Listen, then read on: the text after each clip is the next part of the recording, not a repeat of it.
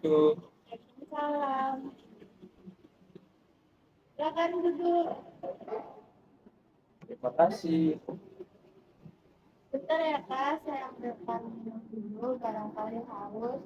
Terima kasih, Bu.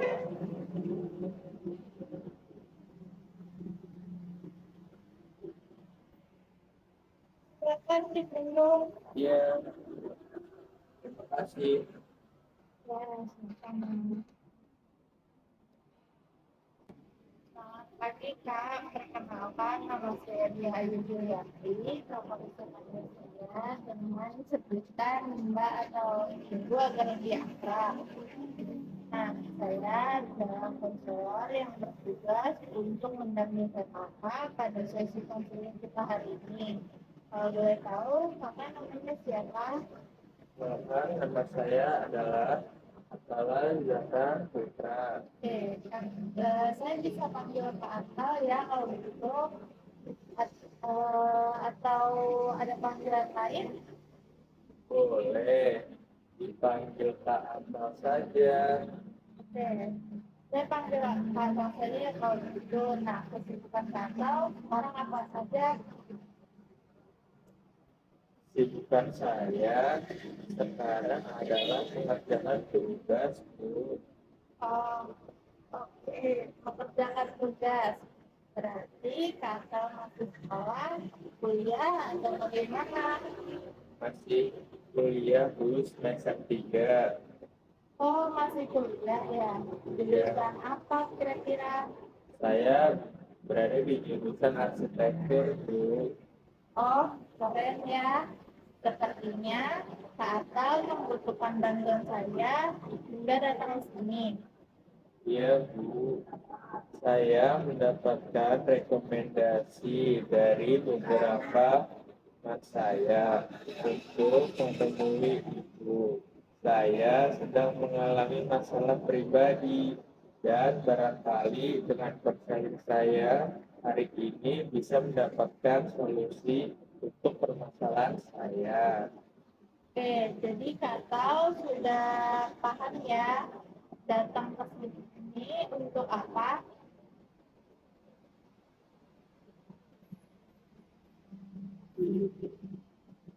Iya, Bu, saya sudah paham.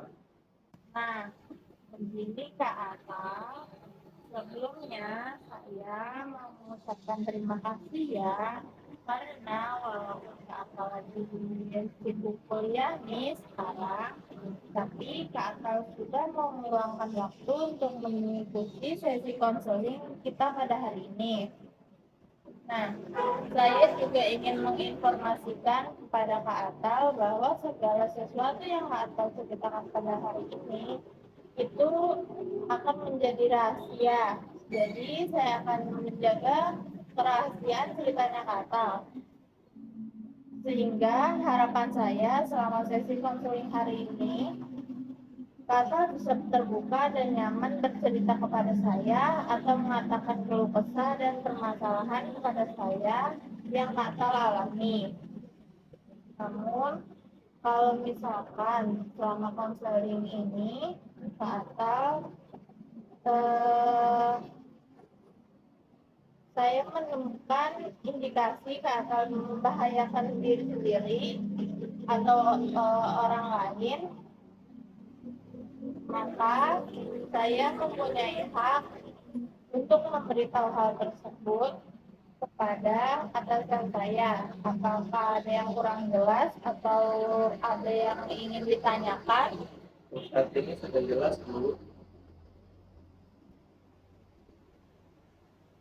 Kemudian, waktu yang saya berikan itu biasanya 30 sampai 45 menit setiap satu kali pertemuan konseling. Maaf, apakah saya boleh bertanya, Boleh, silakan. kira-kira bagaimana jika sesi konseling ini dapat melebihi waktu yang telah Ibu tentukan, misalnya lebih dari 50 menit? Nah, waktu yang saya berikan ini merupakan waktu yang ideal untuk melakukan setiap kali satu pertemuan konseling. Jika kata ingin lebih efektif, maka kita akan mengagendakan untuk pertemuan selanjutnya, yaitu di sesi konseling berikutnya. Oke, baik Bu. Jadi nanti kita lihat dulu bagaimana permasalahan ke atas, baru nanti kita bisa menjadwalkan untuk sesi konseling berikutnya. Oke, Oke, kalau begitu bisa kita mulai sesi konseling hari ini ya Kak. ya, baik, saya sudah siap. Tampaknya Kak Atas sedang gelisah. Ada apa? Eh, saya tuh lagi ngerasa stres banget Bu. Saya sudah tiba-tiba panik saat mengerjakan tugas, juga merasa blackout gitu. Bahkan saya mengalami kesulitan tidur, padahal saya sudah berusaha untuk menenangkan diri saya dengan cara apapun, tapi tetap aja Bu masih tetap panik. Jadi Kak Atal sekarang suka merasa panik saat mengerjakan tugas. Iya Bu. Bisa dijelaskan kepada saya hal apa yang membuat Kak Atal menjadi panik belakangan ini? Saya juga tidak tahu Bu. Saya hanya merasa panik, khawatir, dan takut seperti itu Bu. Kira-kira Kak Atal sudah berapa lama merasakan hal seperti ini? Kira-kira sudah 2 bulan ini Bu. Oke, bisa Kak Atal menceritakan kepada saya kegiatan apa saja yang Kak Atal sudah lakukan selama 2 bulan ini? Sebenarnya 2 bulan terakhir ini saya banyak sekali tugas kelompok dan tugas individu yang harus dikerjakan secara bersamaan. Belum lagi saya memikirkan untuk beberapa tugas besar saya di beberapa mata kuliah. Hal ini membuat saya mengalami sulit untuk tidur karena memikirkan tugas yang menumpuk. Belum lagi ketika pergantian jadwal kuliah yang kemudian harus di kemudian harus ke kampus untuk asistensi. Kadang saya pikir saya ingin istirahat, bangun siang, main game, nongkrong, serta sama teman-teman. Tapi di satu sisi saya punya tanggung jawab dan ingin totalitas Bu. Bisa dibilang saya agak perfeksionis. Saya takut kalah dengan ekspektasi saya sendiri. Kecewa, juga takut apabila nilai saya rendah. Karena itu saya merasa panik dan stres sendiri. Lalu Lalu saya merasa stres karena tugas itu datang secara bersamaan tanpa jeda. Saya berpikir apa ini salah satu karena tidak bisa mengorganisir kegiatan saya, tapi di satu sisi saya logik kalau misalnya hasil kerja saya tidak maksimal karena kadang saya suka stres, takut tidak bisa menyelesaikan semua tugas itu. jadi sekarang Kak Atal sering merasa sedih hingga stres dan tertekan karena terlalu banyak mengerjakan tugas-tugas. Iya Bu, benar banget. Bahkan kelompok dan dosen saya menagih tugas di waktu yang bersamaan. Dan itu membuat saya menjauh dari orang-orang. Tidak punya waktu untuk sendiri karena takut tugasnya tidak selesai. Saya sadar semua itu harus saya kerjakan. Tapi masalahnya, tugas saya tidak hanya itu saja. Saya kadang bingung mana yang harus saya dahulukan. Tetapi karena itu, saya merasa tidak punya waktu sendiri. Sulit tidur terus. Ya sudah, tugas-tugas saya justru hanya beberapa yang selesai. Baik, Kak Atal, bisa saya simpulkan penyebab perubahan perilaku dan sikap yang ada pada diri Kak Atal disebabkan karena merasa tidak mampu dalam mengerjakan tugas-tugas tersebut. Iya, Bu, bisa dibilang seperti itu. Terima kasih Kak Atal sudah berusaha untuk menceritakan kepada saya tentang apa yang kamu rasakan dan apa yang mengganjal dalam perasaanmu. Saya akan berusaha untuk memahami perasaan Kak Atal seperti apa. Nah, pasti tidak nyaman ya dalam posisi dikejar-kejar seperti itu. Apalagi Kak Atal harus eh, berusaha untuk menyelesaikan tugas tersebut. Sepertinya Kak Atal merasa tidak nyaman ya dalam kondisi seperti ini. Iya, Bu, betul banget. Tapi apakah saya boleh minum dulu, Bu? Boleh?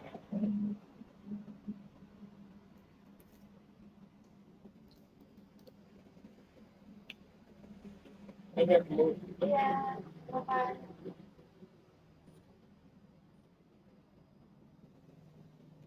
Terima kasih. Oke, baik Kak Atal, sejauh ini telah melakukan hal apa saja untuk mengatasi stres? Saya belum melakukan apa-apa sih, Bu. Saya kadang suka menghakimi diri saya sendiri. Suka meminta orang untuk menyampaikan saya, menyemangati saya, mencari kata-kata motivasi. Tapi ya seperti itu, ujung-ujungnya saya merasa stres lagi. Oke, baik Kak Atal, setelah yang Kak Atal lakukan dari semua kegiatan itu, bagaimana perasaan Kak Atal saat ini?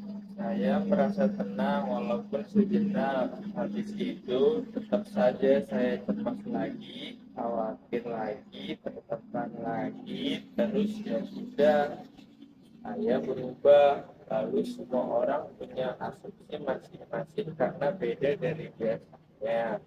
Oke, Kak Atal berpikir orang-orang di sekitar Kak Atal jadi memiliki asumsi terkait perubahan sikap Kak Atal. Iya, Bu. Baik, Kak Atal, apakah Kak Atal sudah mencoba berbicara kepada orang-orang terkait bagaimana caranya Kak Atal mengatur waktu dalam mengerjakan tugas Kak Atal sehingga orang lain eh, tidak perlu memikirkan atau membuat asumsi negatif dari perubahan tingkah laku Kak Atal. Hmm, belum sih, Bu. Saya belum pernah bilang, bahkan saya merasa tidak enak kalau mereka tahu saya lagi stres mengerjakan tugas. Atau kalau atau diam saja tanpa berkomunikasi dengan orang-orang sekitar, orang-orang tidak akan tahu tentang apa yang Kak Atta rasakan sekarang. Dan apabila Kak Atta terlalu larut dalam perasaan ini, maka hal ini akan terus-menerus menghantui Kak Atta dan membuat Kak Atta terus merasa cemas.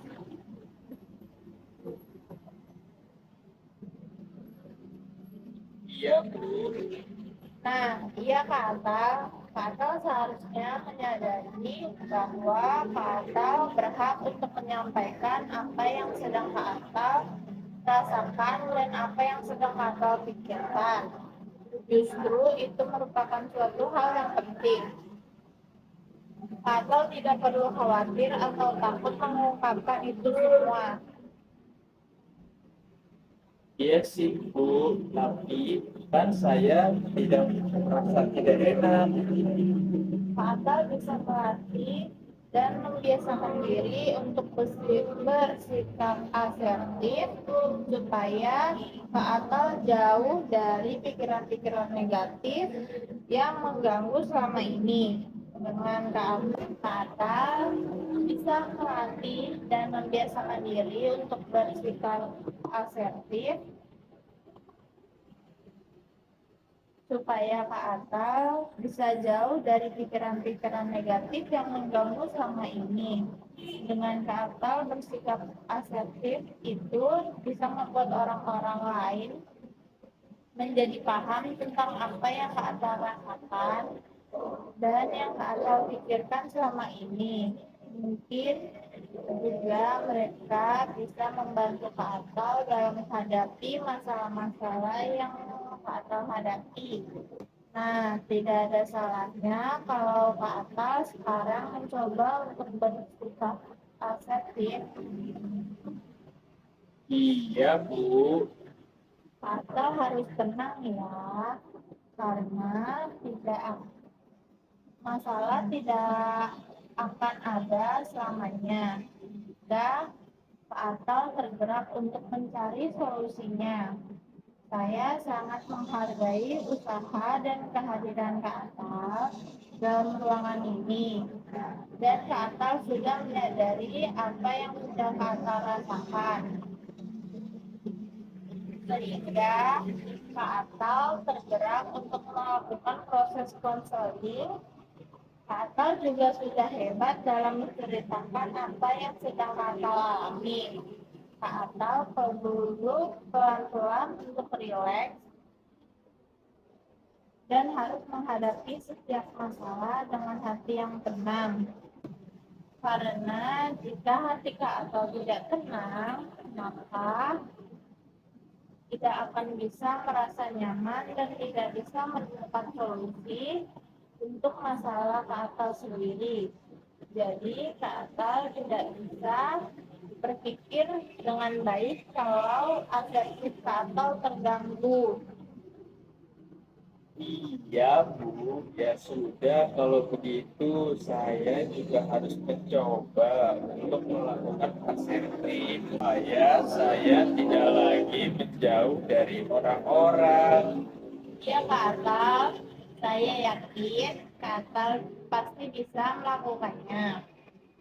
Baiklah, masih adakah yang ingin disampaikan? Untuk saat ini, enggak, Bu. Saya merasa sudah cukup dari Kalau pertemuan hari ini. Oke, kalau tidak ada lagi yang tidak disampaikan, kita kita akhiri sesi konseling hari ini. Semoga dari sesi konseling ini Kak akan bisa menjadi lebih baik daripada hari ini. Jika Kak Atal membutuhkan sesi konseling selanjutnya, Kak Atal bisa menghubungi saya terlebih dahulu. Iya, Bu. Terima kasih.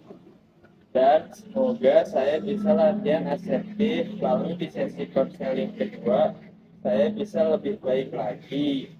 Ya, itu sudah termasuk langkah yang bagus untuk membuat pemikiran seperti itu. Kata pasti bisa dan semangat terus ya. Iya, namun untuk sesi kedua, apakah diperbolehkan untuk di hari Sabtu besok, Bu? Baik, saya bisa melakukan konseling di hari Sabtu. Namun untuk jamnya saya akan mengkonfirmasikan lebih lanjut di WhatsApp. Baik, terima kasih, Bu. Masih kembali. Saya pamit ya. Iya. Assalamualaikum. Waalaikumsalam.